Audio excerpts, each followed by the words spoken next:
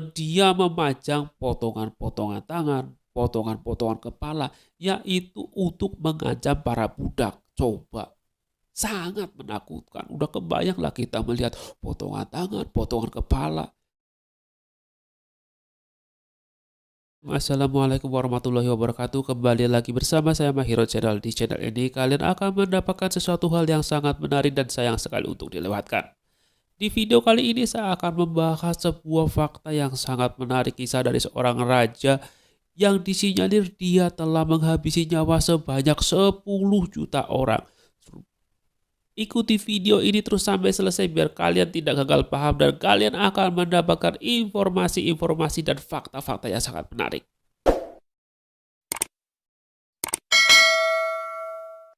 Kali ini saya akan membahas seorang raja yang bernama Leopold. Dia lahir pada tahun 1835 di Brussels, Belgia. Dan kabarnya dia adalah seorang raja yang sangat gemar memiliki barang-barang super mewah di zamannya. Dan si Leopold ini memiliki sebuah jajahan yang sifatnya secara pribadi. Dia menjajah sebuah negeri di Afrika sana yang kita kenal saat ini adalah negara Kongo. Negara yang kaya dengan sumber daya alam dan mineralnya. Nah, bagaimana si raja ini membuat sebuah rencana yang menurut saya sangat cerdik. Pada waktu itu si raja ini mengutus seseorang untuk membuat sebuah kesepakatan dengan kepala suku di Kongo. Lalu si raja ini pun memutar otak bagaimana caranya agar dapat memuluskan rencananya itu untuk mengeruk kekayaan alam di benua Afrika ini. Lalu singkat cerita, akhirnya dia bertemu dengan seorang yang bernama Henry Stanley. Lalu si Henry ini diutuslah ke Kongo untuk menjelajahi negara tersebut sekaligus membuat laporan ke si raja ini. Lalu si Henry pun menunaikan tugasnya, lalu dia berkeliling ke Kongo, ke sana kemari, masuk ke hutan, lewati gunung, turun di lembah, dan bertemu dengan para kepala suku di negara itu. Dan akhirnya si Henry ini berhasil membuat kesepakatan dengan kepala suku dan memuluskan niat sang raja untuk menguasai negara tersebut. Dan akhirnya sang raja ini pun berhasil mewujudkan rencananya untuk menguasai negara tersebut tanpa ada perlawanan, teman-teman. Si Henry ini cukup cerdik karena dia berhasil meyakinkan kepala suku di sana untuk memberikan tanahnya, gunungnya, sungainya, hutannya kepada sang raja ini tanpa perlawanan. Padahal ini adalah sebuah awal dari sebuah bencana yang sangat mengerikan. Sejak tahun 1885 akhirnya si raja ini pun memulai niatnya bukan menginvasi sih ya, karena dia sebenarnya sudah memiliki negara tersebut dengan legal. Karena atas persetujuan para kepala suku dan orang-orang di sana lah. Ya mungkin ada oknum-oknumnya kali ya guys. Lalu si raja ini akhirnya pun mengeksplorasi negara Kongo ini yang salah satunya itu adalah gading-gading gajah, terus komoditas perkebunan seperti karet. Lalu sang raja pun tidak kehabisan akal. Lalu si Raja Leo ini akhirnya memberikan konsesi-konsesi kepada para pengusaha swasta, perusahaan-perusahaan untuk masuk ke sana dan mengeksplorasi sumber daya alam. Ya, dengan catatan si perusahaan ini tentunya akan memberikan dividen kepada sang raja. Dalam sebuah buku yang berjudul The King Leopold Ghost. Ya, mudah-mudahan benar ya bacanya, guys. Seorang sejarawan dari Amerika Serikat yang bernama Adam Hochschild. Sepertinya saya perlu belajar berbahasa Inggris biar lebih castis lagi. Sejarawan ini menuliskan atau menemukan fakta bahwa si raja ini mengeruk harta dari negeri Kongo ini hanya untuk memperkaya dirinya sendiri, seperti membangun sebuah istana yang sangat megah, membangun museum, atau ya banyak lagi seperti apa namanya ini lapangan golf, main golf pribadi asing banget kali. Banyak lagi yang salah satunya juga dia mengkoleksi barang-barang mewah, baju-baju yang super mewah untuk para selir-selirnya yang kabarnya sih masih belia. Di dalam buku ini si sejarawan ini menceritakan bahwa selir-selir si raja ini usianya masih banyak yang masih remaja, teman-teman. Dan yang lebih mengerikan lagi, si raja ini membuat sebuah peraturan atau menekankan warga-warga Kongo ini untuk bekerja keras. Ya, bukan bekerja keras ya, kalau bekerja itu kan sukarela. Yang tepatnya ditindaslah, diperbudaklah. Jadi mereka tuh si warga ini biasanya dikasih sebuah tugas, misalkan menyadap karet. Jadi kalau menyadap karet itu si warga ini harus mempunyai target, misalkan sehari atau seminggu dapat seminggu dapat 1 kuintal. Nah, kalau si orang ini tidak dapat 1 kuintal, maka dia akan diancam dengan cara misalkan si anaknya ditahan, istrinya ditahan, mertuanya ditahan sebelum dia mencapai target, teman-teman. Dan bahkan yang paling mengerikan, biasanya si raja ini kalau seluruh desa ini gagal memberikan target kepada sang raja, katanya si desa tersebut akan dihancurkan semuanya loh guys, tanpa pandang bulu. Mengerikan bukan?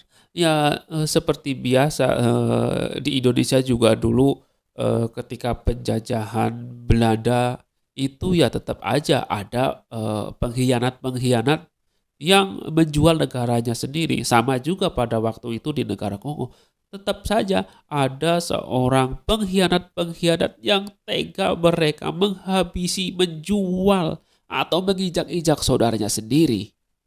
Kabarnya sih ada sebuah cerita di buku itu bahwa orang-orang bayaran dari si Leo ini untuk dapat membuat target yang lebih besar lagi, dia memajang potongan-potongan tangan, potongan-potongan kepala, yaitu untuk mengancam para budak. Coba, sangat menakutkan. Udah kebayanglah kita melihat potongan tangan, potongan kepala, dan diancam kalau kalian tidak mendapatkan target, maka tangan kalian akan dipotong. Aduh, udah pasti gemeteran ya teman-teman. Dan yang lebih sadis lagi, ini si Raja Leo ini membuat sebuah kebun binatang di negaranya di Belgia. Yaitu orang-orang kulit hitam itu mereka diimpor ke negaranya lalu dibuatkan semacam kebun binatang untuk dipamerkan kepada warga Belgia saat itu. Udah, ini orang model apa ya pikirannya? Begitu tega dia hanya untuk mendapatkan sebongkah berlian, harta, kemewahan. Dia sudah tidak lagi memikirkan kemanusiaan lah. Dia sudah tidak lagi mengindahkan bahwa mau hitam, mau putih, mau tinggi, mau pendek, ya tetap mereka manusia ciptaan Tuhan. Mereka punya hak-hak yang harus tetap dipenuhi. Tapi kan waktu itu mungkin kayaknya pengadilan HAM belum ada ya teman-teman. Hal-hal semacam itu banyak terjadi di seluruh dunia, bukan saja di Kongo, di Indonesia pun terjadi. Namun sebaik-baiknya menutup bangkai pasti akan tercium juga. Kekejaman si Raja Leo ini akhirnya tercium oleh dunia internasional. Namun si raja ini tidak begitu saja melepaskan negara Kongo kepada dunia internasional karena si raja ini sudah merasa telah bersusah payah untuk mendapatkannya sebagai sebuah negara pribadi. Asing bukan teman-teman? Negara pribadi coba. Akhirnya si Raja Leo ini menyerahkan Kongo ini ke otoritas Belgia. Karena kan si Kongo ini kan adalah negara jajahan pribadi. Jadi caranya si raja ini dengan membeli tanah, tanah yang sangat banyak, akhirnya sedikit demi sedikit, Akhirnya seluruh negara itu terbeli oleh si raja ini. Saya juga jadi merasa khawatir, kan negara kita, "Shh, jangan banyak bicara ya, nanti disomasi." Akhirnya si Raja Leo ini menyerahkan si Kongo ini, negara Kongo ini ke otoritas Belgia pada tahun 1908, dan sejak itu Kongo menjadi koloni Belgia. Nah, kemerdekaan Kongo sendiri baru terjadi pada tahun 1960. Duluan kita ya teman-teman. Kalau kita kan 1945. Kalau ini 1960, berarti 15 tahun setelah kita. Nah, teman-teman, apa yang bisa kita pelajari dari sini? Banyak sekali hal yang bisa kita pelajari. Jadi buat kalian hati-hati dalam menjual aset. Jadi harus jelas kalian jual ke siapa. Jangan-jangan nanti ada udang di balik batu. Dengan membeli tanah sejengkal demi sejengkal, terus jadi banyak. Akhirnya kita tidak lagi memiliki tanah. Dan tanah dikuasai oleh orang asing. Sudah kebayang apa yang akan terjadi kalau warga pribumi sudah tidak memiliki tanah. Nah, itu ya guys. Dalam memiliki harta, alangkah baiknya kita melalui jalan-jalan yang baik dengan jangan dengan jalan seperti si Raja Leo ini. Tapi menurut saya sih dia keren. Kerennya apa? Dia berhasil dia berhasil memiliki sebuah negara, tidak main-main teman-teman, sebuah negara, tapi tidak untuk ditiru ya. Dan buat kalian yang baru singgah di channel ini, tekan tombol subscribe-nya, nyalakan loncengnya, share ke teman-teman kalian agar teman-teman kalian juga mendapatkan ilmu yang baru dan sangat menarik dan bisa kita ambil pelajaran. Oke, ketemu lagi di video berikutnya. Tetap semangat dan istiqomah. Jangan lupa bersedekah supaya hidup semakin berkah. Terima kasih dan wassalamualaikum.